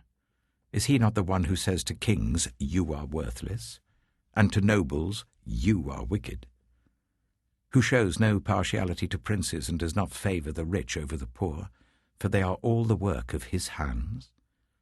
They die in an instant, in the middle of the night. The people are shaken and they pass away. The mighty are removed without human hand. His eyes are on the ways of mortals. He sees their every step. There is no deep shadow, no utter darkness, where evildoers can hide. God has no need to examine men further, that they should come before him for judgment. Without inquiry, he shatters the mighty and sets up others in their place. Because he takes note of their deeds, he overthrows them in the night and they are crushed. He punishes them for their wickedness where everyone can see them, because they turned from following him and had no regard for any of his ways. They caused the cry of the poor to come before him, so that he heard the cry of the needy. But if he remains silent, who can condemn him? If he hides his face, who can see him? Yet he is over individual and nation alike, to keep the godless from ruling, from laying snares for the people. Suppose someone says to God, "I am guilty but will offend no more. Teach me what I cannot see. If I have done wrong, I will not do so again." Should God then reward you on your terms when you refuse to repent? You must decide, not I. So tell me what you know. Men of understanding declare, wise men who hear me say to me, Job speaks without knowledge, his words lack insight. Oh, that Job might be tested to the uttermost for answering like a wicked man. To his sin he adds rebellion. Scornfully he claps his hands among us and multiplies his words against God.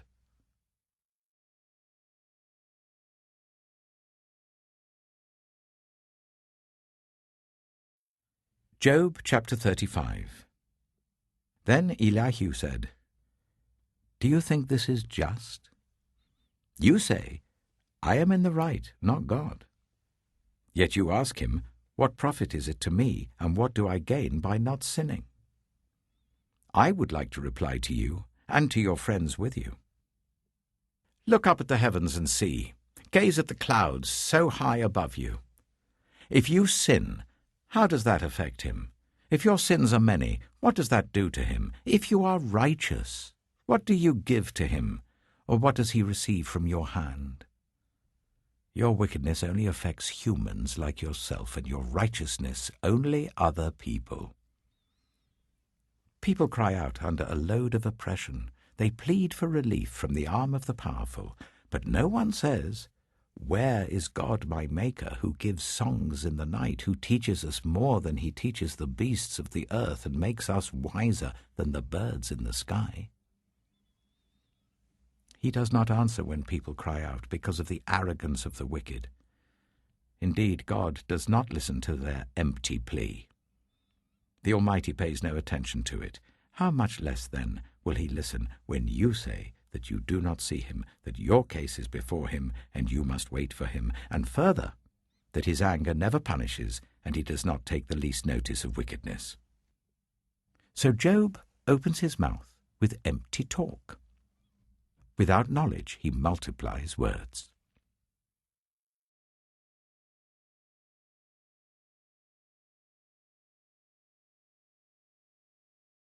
Job chapter 36. Elihu continued, Bear with me a little longer, and I will show you that there is more to be said on God's behalf. I get my knowledge from afar. I will ascribe justice to my Maker. Be assured that my words are not false. One who has perfect knowledge is with you. God is mighty, but despises no one. He is mighty and firm in his purpose. He does not keep the wicked alive, but gives the afflicted their rights. He does not take his eyes off the righteous. He enthrones them with kings and exalts them forever. But if people are bound in chains, held fast by cords of affliction, he tells them what they have done, that they have sinned arrogantly. He makes them listen to correction and commands them to repent of their evil. If they obey and serve him, they will spend the rest of their days in prosperity and their years in contentment. But if they do not listen, they will perish by the sword and die without knowledge. The godless in heart harbor resentment. Even when he fetters them, they do not cry for help. They die in their youth among male prostitutes of the shrines. But those who suffer, he delivers in their suffering. He speaks to them in their affliction. He is wooing you from the jaws of distress to a spacious place, free from restriction, to the comfort of your table, laden with choice food. But now you are laden with judgment due to the wicked. Judgment and justice have taken hold of you. Be careful that no one entices you by riches. Do not let a large bribe turn you aside. Would your wealth, or even all your mighty efforts, sustain you, so you would not be in distress? Do not long for the night to drag people away from their homes. Beware of turning to evil, which you seem to prefer to affliction. God is exalted in his power. Who is a teacher like him? Who has prescribed his ways for him, or said to him, "You have done wrong"? Remember to extol his work, which people have praised in song. All humanity has seen it. Mortals gaze on it from afar. How great is God! Beyond our understanding. The number of his years is past finding out. He draws up the drops of water which distill as rain to the streams. The clouds pour down their moisture and abundant showers fall on mankind. Who can understand how he spreads out the clouds, how he thunders from his pavilion? See how he scatters his lightning about him, bathing the depths of the sea. This is the way he governs the nations and provides food in abundance. He fills his hands with lightning and commands it to strike its mark. His thunder announces the coming storm. Even the cattle make known its approach.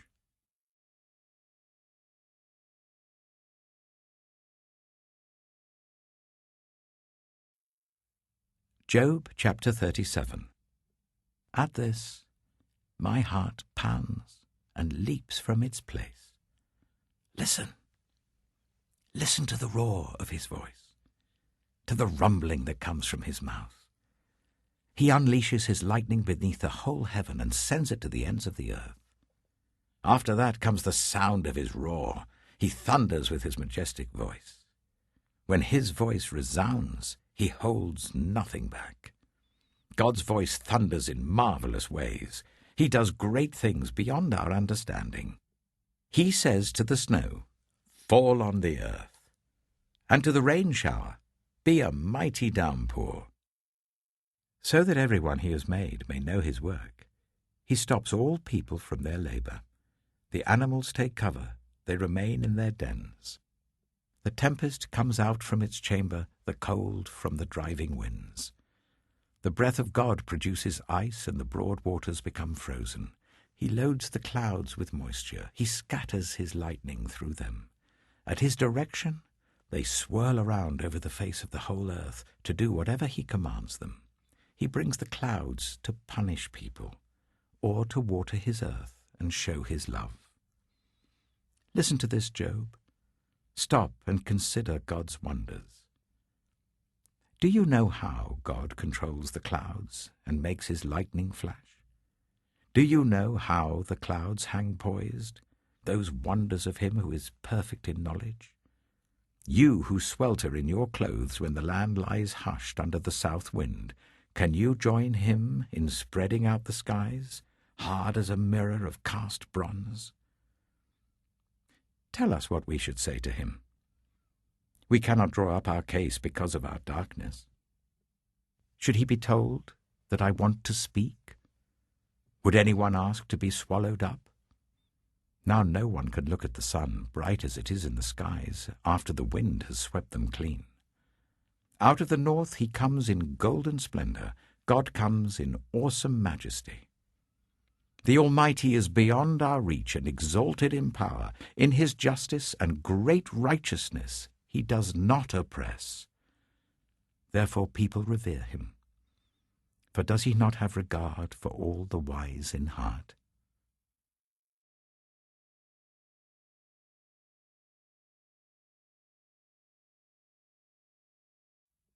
Job chapter 38. Then the Lord spoke to Job out of the storm. He said, "Who is this that obscures my plans? with words without knowledge. Brace yourself like a man. I will question you, and you shall answer me. Where were you when I laid the earth's foundation? Tell me if you understand. Who marked off its dimensions? Surely you know. Who stretched a measuring line across it?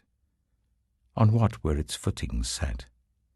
Or who laid its cornerstone, while the morning stars sang together and all the angels shouted for joy? Who shut up the sea behind doors when it burst forth from the womb? When I made the clouds its garment and wrapped it in thick darkness, when I fixed limits for it and set its doors and bars in place, when I said, "This far you may come and no farther. Here is where your proud waves halt." Have you ever given orders to the morning, or shown the dawn its place, that it might take the earth by the edges and shake the wicked out of it? The earth takes shape like clay under a seal. Its features stand out like those of a garment. The wicked are denied their light, and their upraised arm is broken. Have you journeyed to the springs of the sea, or walked in the recesses of the deep? Have the gates of death been shown to you? Have you seen the gates of the deepest darkness? Have you comprehended the vast expanses of the earth? Tell me if you know all this. What is the way to the abode of light? And where does darkness reside? Can you take them to their places? Do you know the paths to their dwellings? Surely you know, for you were already born. You have lived so many years. Have you entered the storehouses of the snow, or seen the storehouses of the hail, which I reserve for times of trouble, for days of war and battle? What is the way to the place where the lightning is dispersed, or the place where the east winds are scattered over the earth? Who cuts a channel for the torrents of rain, and a path for the thunderstorm, to water a land where no one lives, an uninhabited desert, to satisfy a desolate wasteland, and make it sprout with grass? Does the rain have a father? Who fathers the drops of dew? From whose womb comes the ice? Who gives birth to the frost from the heavens, when the waters become hard as stone, when the surface of the deep is frozen? Can you bind the chains of the Pleiades? Can you loosen Orion's belt? Can you bring forth the constellations in their seasons, or lead out the bear with its cubs? Do you know the laws of the heavens? Can you set up God's dominion over the earth? Can you raise your voice to the clouds and cover yourself with a flood of water? Do you send the lightning bolts on their way? Do they report to you, "Here we are"? Who gives the ibis wisdom, or gives the cockerel understanding? Who has the wisdom to count the clouds? Who can tip over the water jars of the heavens when the dust becomes hard and the clods of earth stick together? Do you hunt the prey for the lioness, and satisfy the hunger of the lions when they crouch in their dens or lie in wait in a thicket? Who provides food for the raven when its young cry out to God and wander about for lack of food?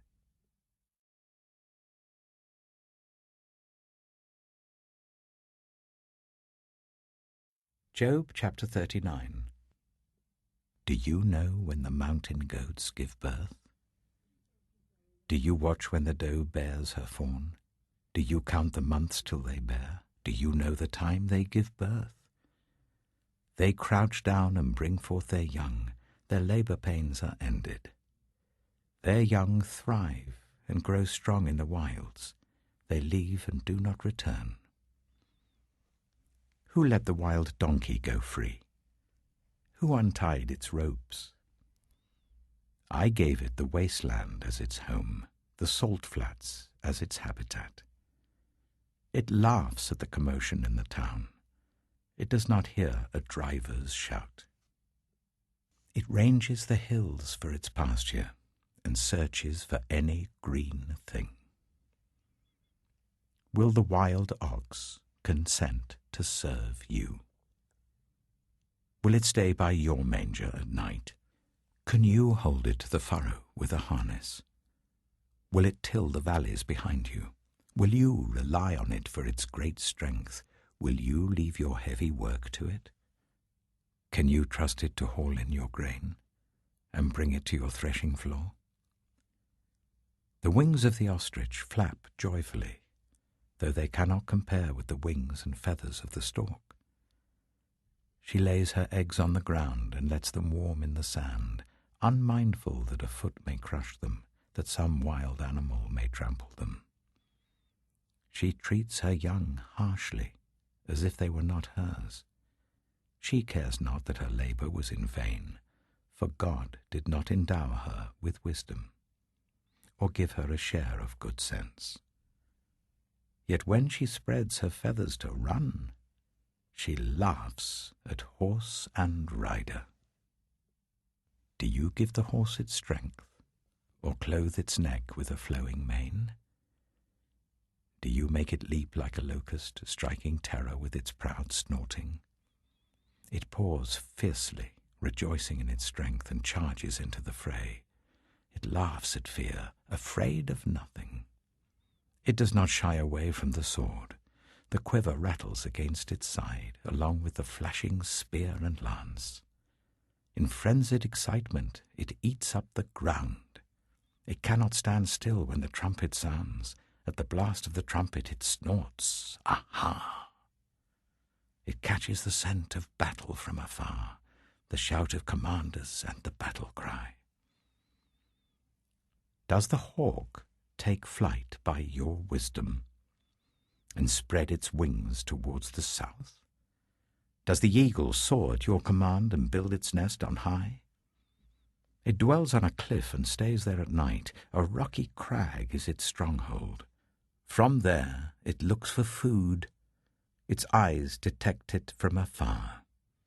Its young ones feast on blood, and where the slain are, there it is.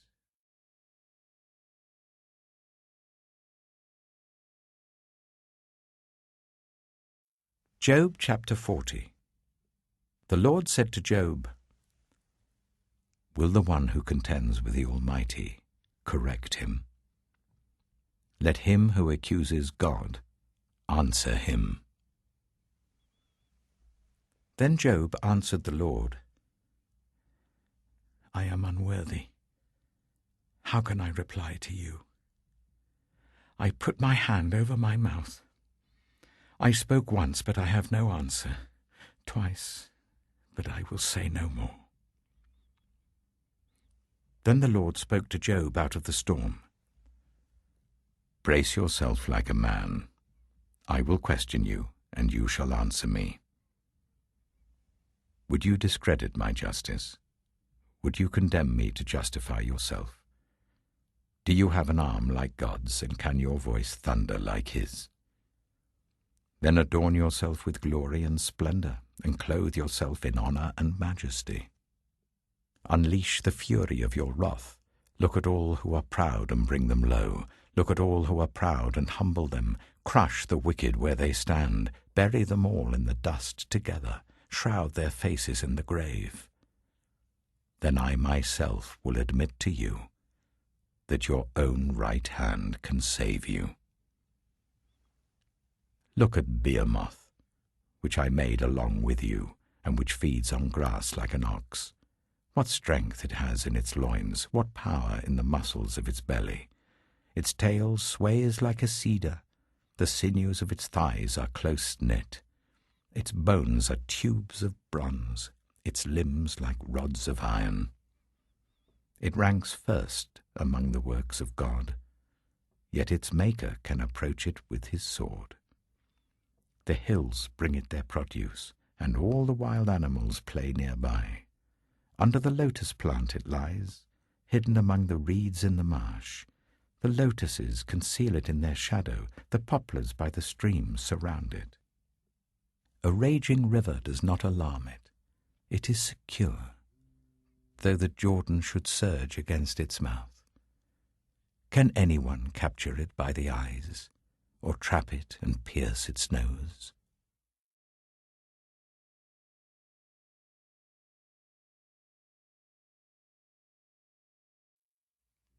Job chapter 41. Can you pull in Leviathan with a fishhook, or tie down its tongue with a rope? Can you put a cord through its nose, or pierce its jaw with a hook? Will it keep begging you for mercy? Will it speak to you with gentle words? Will it make an agreement with you for you to take it as your slave for life? Can you make a pet of it like a bird, or put it on a leash for the young women in your house? Will traders barter for it? Will they divide it up among the merchants? Can you fill its hide with harpoons, or its head with fishing spears? If you lay a hand on it, you will remember the struggle and never do it again. Any hope of subduing it is false. The mere sight of it is overpowering. No one is fierce enough to rouse it. Who then is able to stand against me? Who has a claim against me that I must pay? Everything under heaven belongs to me. I will not fail to speak of Leviathan's limbs, its strength and its graceful form. Who can strip off its outer coat? Who can penetrate its double coat of armor? Who dares open the doors of its mouth, ringed about with its fearsome teeth? Its back has rows of shields tightly sealed together. Each is so close to the next that no air can pass between. They are joined fast to one another. They cling together and cannot be parted. Its snorting throws out flashes of light. Its eyes are like the rays of dawn. Flames stream from its mouth. Sparks of fire shoot out. Smoke pours from its nostrils as from a boiling pot over burning reeds. Its breath sets coals ablaze, and flames dart from its mouth. Strength resides in its neck, dismay goes before it. The folds of its flesh are tightly joined. They are firm and immovable. Its chest is hard as rock, hard as a lower millstone. When it rises up, the mighty are terrified. They retreat before its thrashing. The sword that reaches it has no effect, nor does the spear or the dart or the javelin. Iron it treats like straw, and bronze like rotten wood. Arrows do not make it flee. Slingstones are like chaff to it. A club seems to it but a piece of straw. It laughs at the rattling of the lance. Its undersides are jagged potsherds, leaving a trail in the mud like a threshing sledge. It makes the depths churn like a boiling cauldron and stirs up the sea like a pot of ointment. It leaves a glistening wake behind it. One would think the deep had white hair. Nothing on earth is its equal, a creature without fear. It looks down on all that are haughty. It is king over all that are proud.